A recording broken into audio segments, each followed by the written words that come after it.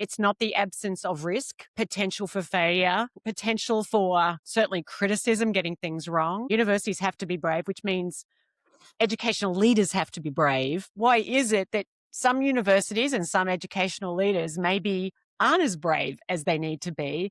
And what does courage look like for you as a leader at Monash? One of the greatest temptations for universities and many other what I would call key institutions of democracy is to believe there's one way of being a university, that what you're looking to do is to replicate the model of others. But I actually think the most important thing and the bravest thing you can do is be really clear about what is distinctive. It's brave not to be just, cookie cuttering and copying others, but it's actually liberating because it gives you that permission and freedom to be distinctively what you are. And therefore the choices in front of you become easier and easier to make.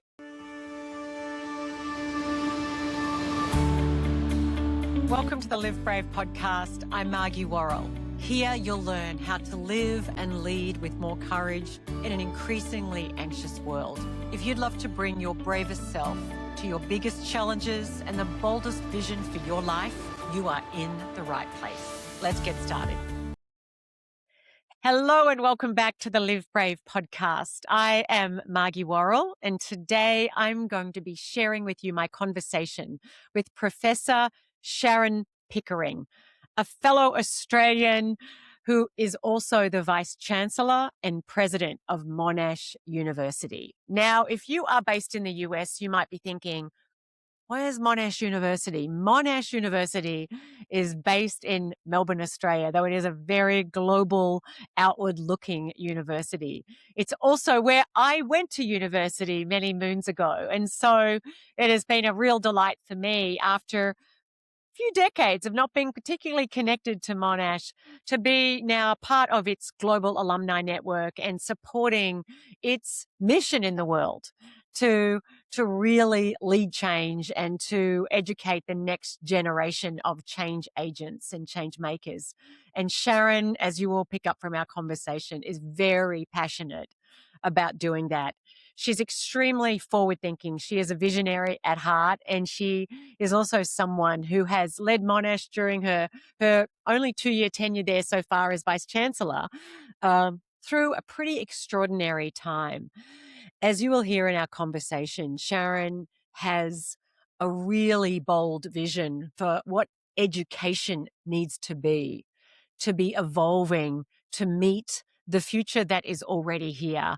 We are going through not just an era of change, but a change of era in how generative AI is going to utterly disrupt and revolutionize the way we learn, the way we connect, the way we solve problems, the way we do research.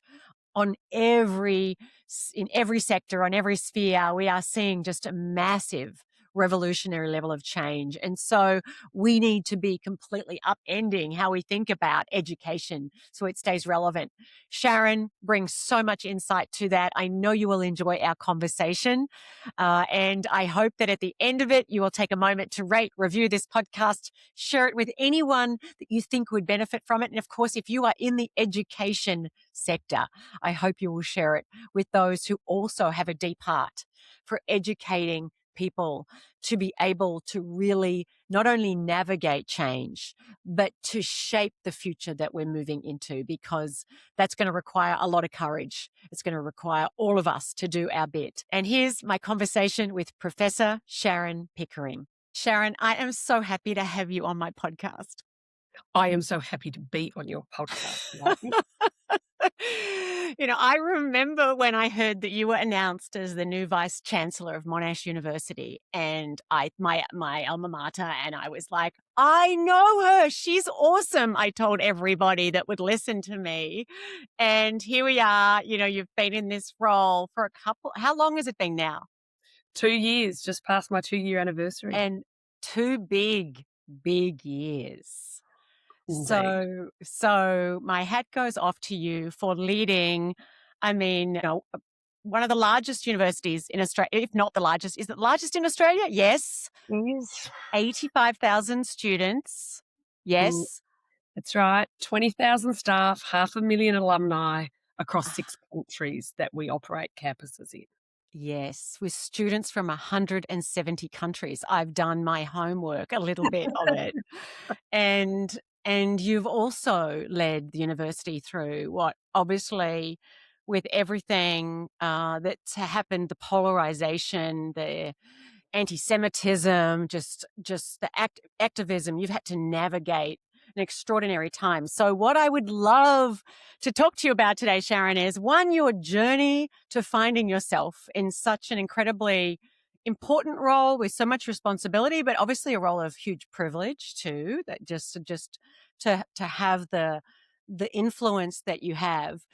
What brought you here? What drives you, your vision for the future? But let's just start at the beginning. You know, growing up, could you ever have imagined yourself in this sort of role? Never, not in a million years, even though it now feels absolutely at home. So it kind of, that sort of stands in stark contrast. You know, Margie, I grew up in kind of not quite the country, not quite a regional city, outside a place called Geelong in Victoria, Australia. I was the first in my family to go to school. My parents left school at 14, 15 years old, respectively. However, I benefited from, some of the, what I would imagine the greatest unconditional love that a family could ever offer a child. And that's a sense of possibility. Education's always been my thing. I loved school, hated the holidays. I always hated the holidays. I loved the school. I loved the homework. I loved studying. If I wasn't being a Vice-Chancellor, I'd go back and study more. So it's kind of this unusual piece, even though my background has none of the hallmarks of university leadership in it. I feel education very, very deep in my bones. You're obviously extraordinarily passionate. I've been with you in multiple places now where you have got up and spoken about Monash, education in general, shaping the future, and the passion that you have. Everybody feels it in the room. Share with me what has shaped you as a leader. I mean, the key experiences. Yeah. So I think that it is so clear to me that for our world, education is the thing that makes the difference. It's the bit that allows you to transform, socially, culturally, economically. Education is like this incredible sort of transformative glue when it works well.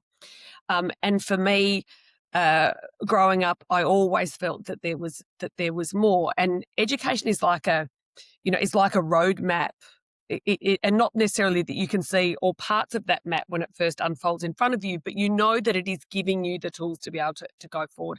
And so for me, thinking about what that looks like for students when they come to us, and in Australia, they tend to come to us at around about 18 years old, and we tend to hold them, certainly in Monash, we hold them for about 4 or 5 years on average, because we're a university that does double degrees. And being able to have the great privilege of having young people with you in that period is absolutely an extraordinary experience. But I think if I think back, to my childhood, when I think back to the kinds of environments that I grew up in, which were incredibly positive and were incredibly supportive. But it was a time where, I'm a child of the early 70s, grew up through the 80s, where a lot of the work around equality of women becoming leaders was still the exception and not the norm. Mm-hmm. There was still something unusual about it. So I feel a great benefit for so many of the women that went before and pioneered so many paths through. But I do feel, and very strongly in my bones, the need to be able to normalise a lot of that. And we've made really great progress. We've still got a fair bit of a way to go there, and think about how do we actually take more people with us, more people with us on that big transformative education journey. And, what's at the heart of all of this as someone with my background is the notion of the university as an absolute pillar of democracy. For civic society to be strong, your universities have to be strong. They have to be really engaged. They have to be really responsive, but they also have to be brave. They have to be really Oh, okay. Well, let's brave. talk about that. It's a bit of a Uh, trigger ob- word, isn't it? yes, thank you. You've given me the perfect segue there. Speaking, universities have to be brave, which means educational leaders have to be brave. Talk to me about that because I use the term bravery and courage fairly synonymously. It's not the absence of risk, potential for failure, um, potential for certainly criticism, getting things wrong. So, why is it that some universities and some educational leaders maybe aren't as brave as they need to be? And what does courage look like for you as a leader at Monash, obviously in this role and the roles that have preceded it? Yeah. So the first thing I would say is that one of the greatest temptations for universities and many other what I would call key institutions of democracy is to believe there's one way of being a university. That that what you're looking to do is to replicate the model of others. Now, of course, there's always lots to learn from others, but I actually think the most important thing and the bravest thing you can do is be really clear about what is distinctive. And for me, Monash is a relatively young university. We were founded in 1958. We took our first students in 1961, and we now sit comfortably in the top 50 universities in the world. And that's pretty unusual. But the most important thing to me about Monash being brave is being true to what was part of its founding mission. And when we were founded, what we were really committed to, and we remain committed to, is being the University of Social and Technological Transformation to meet the challenges of the age for our aspiring communities and industries around us. Now, I continue to believe that is the greatest mission of any university in this world because uh, it speaks to both the social and the technological moment, and that is a huge moment that we are in right now. It Yeah. speaks to being for purpose, solving the biggest challenges, and it recognises that we're always doing that in service of our communities, which Yeah. are diverse and many, and our industries. We have to be plugged into our economy. We do not sit apart Yeah. um, from the economic realities of our world. And so being brave is about being willing to be who you are. So at Monash, we are not a legacy university. We're not an establishment university. We're not here to preserve our past.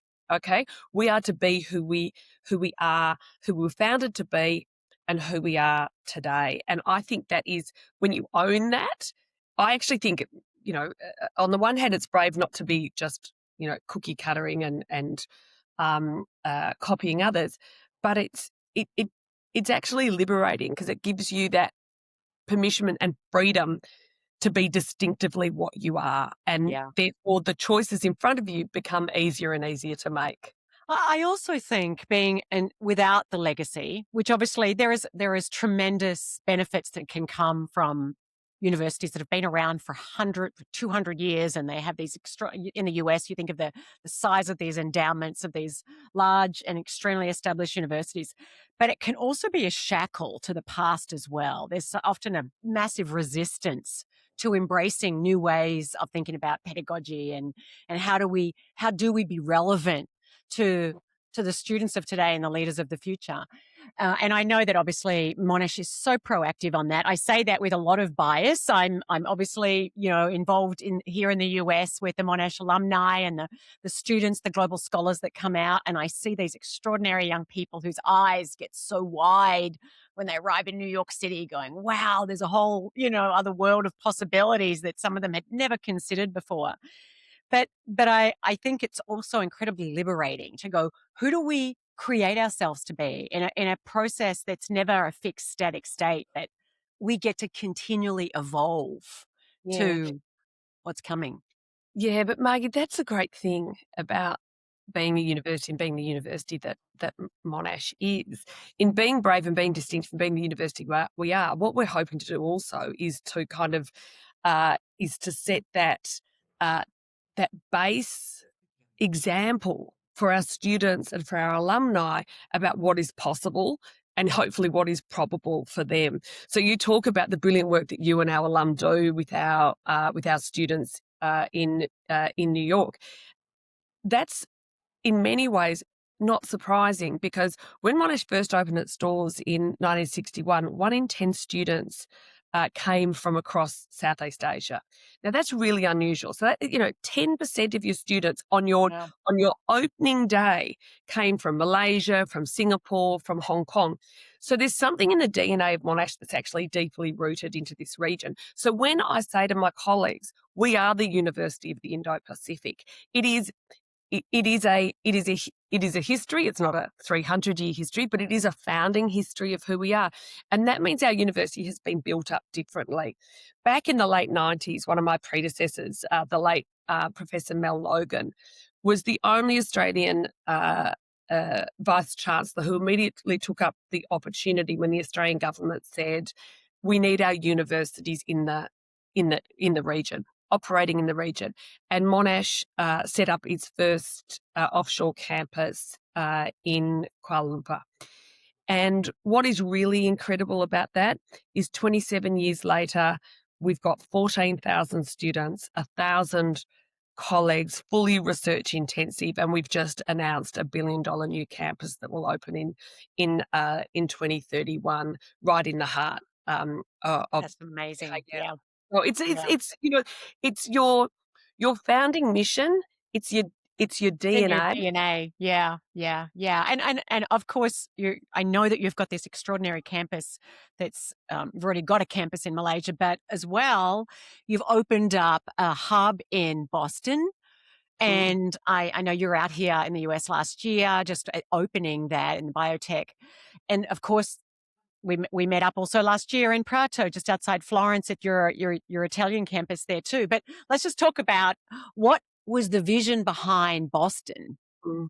So Monash, because of that founding mission of social and technological transformation, Monash is home to the largest, and of course, I would argue, always the best medical faculty in the country, including the number one pharmacy school in the world. Okay, Yes. the first discipline of any Australian university to rank one in the world, and they are absolutely glorious.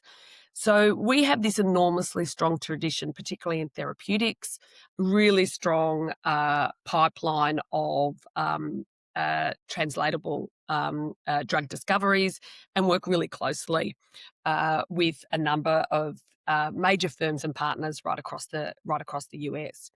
And what became very clear to me on becoming Vice-Chancellor and President of the university were that our leading researchers who had these great partnerships needed a greater foothold in the US, because, of course, what really matters when you're going into these big relationships is indeed the relationship, and it is trust.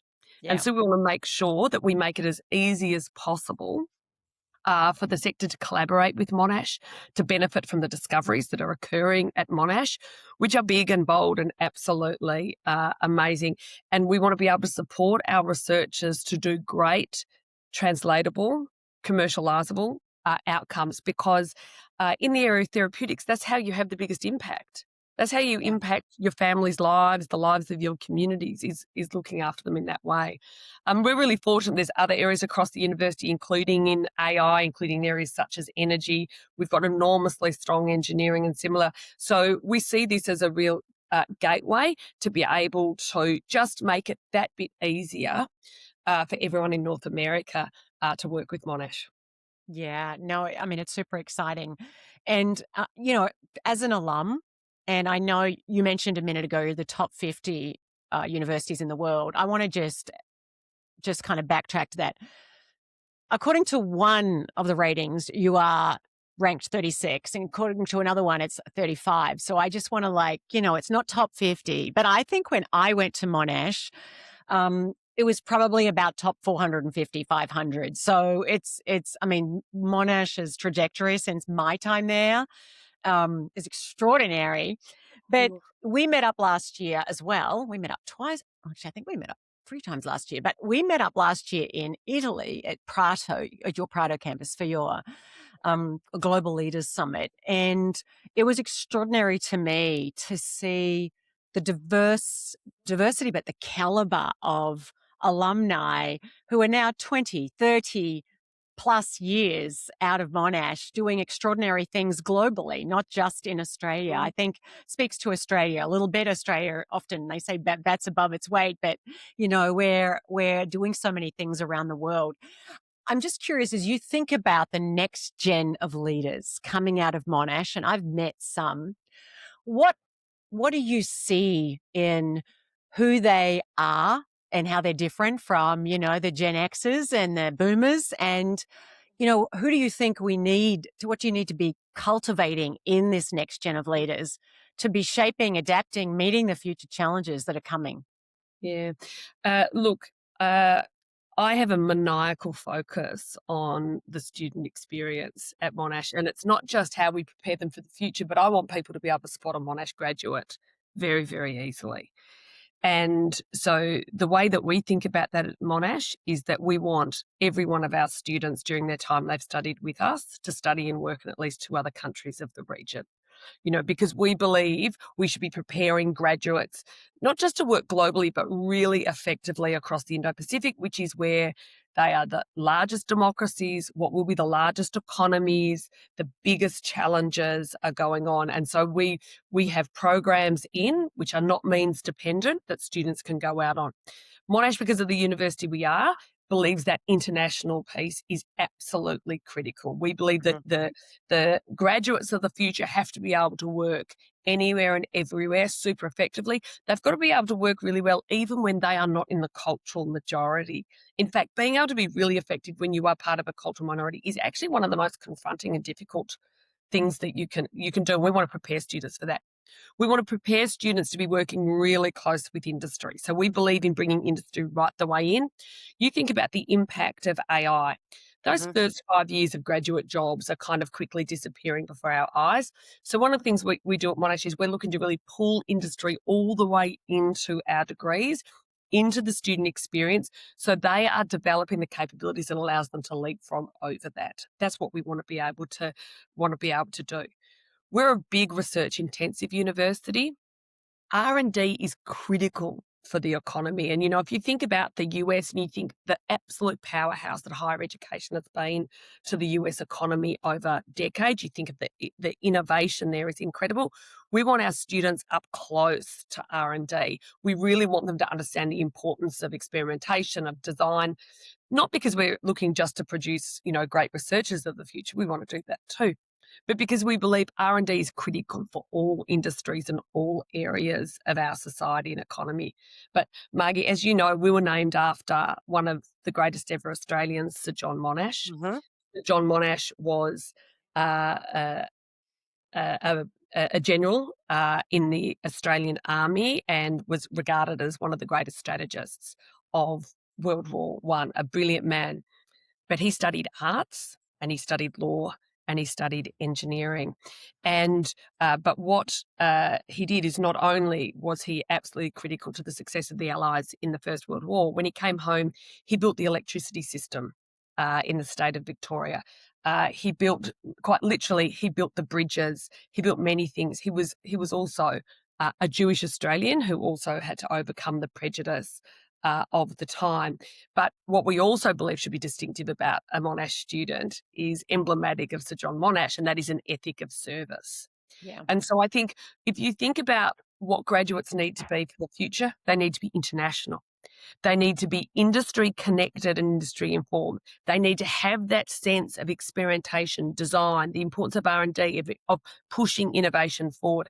And they have to have a commitment to our broader community and that ethic of service. And I think with that, we really will position our graduates most advantageously for a world that is just moving so quickly. So yeah, absolutely. And that comes through. And I know from when I went to Monash, there was that wasn't a big part of my experience as a student. And that's where I just love seeing how that has become so woven through the Yeah. student experience and Yeah. the level of thought into what is the student experience. So Margie, you might like to know that this summer we Mhm. sent out 2,700 Monash first years across Wow. 10 different countries in groups of 40. In this immersive, really intense program, which is really about solving global problems at a local level.